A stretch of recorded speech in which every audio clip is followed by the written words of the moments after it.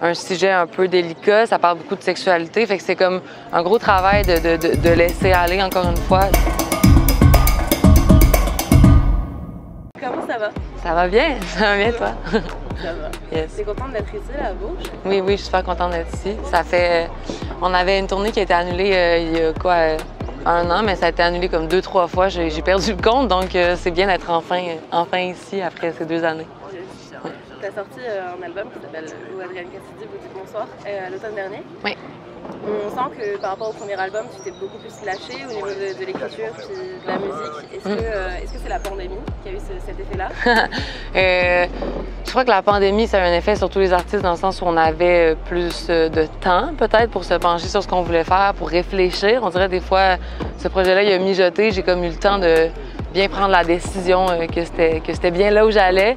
Puis je l'ai pris, puis je suis embarquée dans le train. Mais je pense que oui, mais je pense que c'était pas seulement la pandémie, c'était aussi une question de je sais pas, de ce que j'avais accumulé comme connaissance de moi-même, de ce que j'aimais faire dans les dernières années. Je pense que j'ai accompagné des gens, j'ai fait beaucoup de scènes, j'ai réalisé qu'il y avait toute une partie de moi que j'arrivais comme pas à mettre en avant quand je faisais mes propres chansons, puis j'avais envie de remédier à ça pour, c'est ça, avoir du plaisir, comme un laisser-aller sur scène, que je pense que j'ai maintenant. J'ai comme réussi à rameuter les deux. C'est ça. Tu as fait beaucoup de concerts avec Hubert Lenoir, où c'est une explosion de joie, toujours ces concerts. Ouais. Est-ce que justement ce rapport à la scène, du coup maintenant tu sens que tu arrives à le mettre en lien avec tes albums studio? Oui, je pense que c'était comme ça mon travail pour cet album-là. C'était pas seulement ça, je pense que c'est aussi un sujet un peu délicat, ça parle beaucoup de sexualité, fait que c'est comme un gros travail de laisser aller encore une fois, même dans la création. Je pense que c'est un album qui est plus facile à traduire après en spectacle avec cette énergie-là.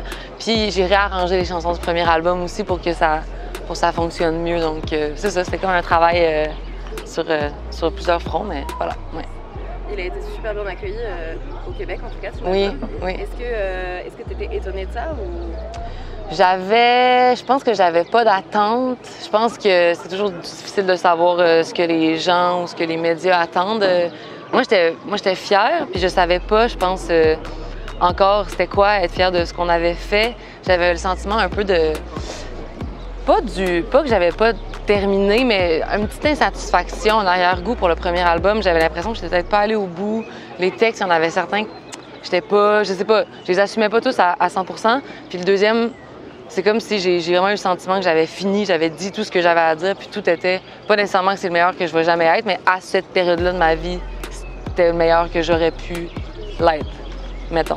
Je sais pas si c'est clair. Oui. Du coup, j'imagine que tu as des périodes de doute. Oui, bien sûr. Comment tu gères ça? Bonne question. Ça dépend quand. Des fois, une période de doute, j'ai gère dans mon lit en boule à vouloir arrêter de faire de la musique. Des fois, j'essaie de m'en servir comme moteur. Je pense que ce que j'ai essayé, encore une fois, pour cet album puis pour cette tournée, j'essaie vraiment d'avoir du plaisir. Je pense que c'est quelque chose que j'oubliais. J'étais un peu tellement perdue dans le stress puis vouloir bien faire ça. Puis on dirait que j'ai réalisé avec ça. Mon deuxième spectacle, encore une fois, j'aime le jouer. Je suis bien sur scène puis j'essaie d'oublier tous les détails puis d'avoir du plaisir parce qu'au bout du compte, je veux dire, c'est ça que j'ai toujours voulu faire dans la vie puis je le fais, donc c'est quand même bien. donc fait que oui, donc j'essaie de mettre cette énergie-là, j'essaie de la transformer un petit peu en positif parce que ça m'a longtemps grugé, un peu. Ouais, c'est ça. Mais moi maintenant. Du coup, là, tu es ici avec Spécimen Canadien. Oui. Est-ce que ce genre d'initiative, c'est hyper important pour vous, les Canadiens francophones, les Québécois?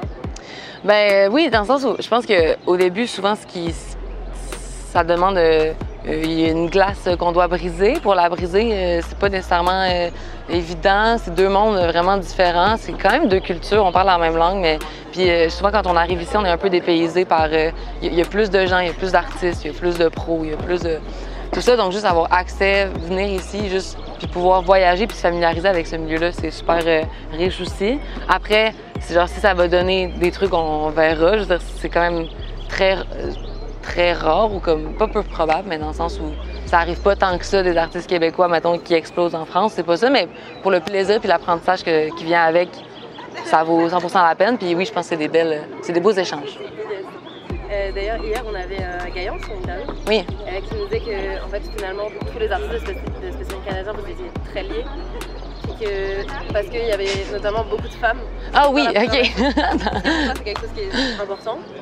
Oui, je devrais pas l'être, c'est triste, mais j'étais surprise dans le sens où c'est tellement rare, en fait, là, pas agréablement surprise, dans le sens où on voit très peu de programmation où il y a majoritairement de femmes là, ces temps-ci. Puis au Québec, il y a eu beaucoup de gens qui ont dénoncé certaines programmations qui étaient presque certaines uniquement masculines.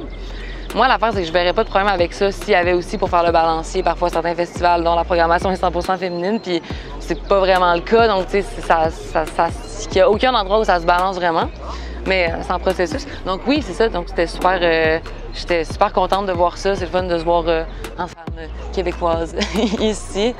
Puis oui, vraiment.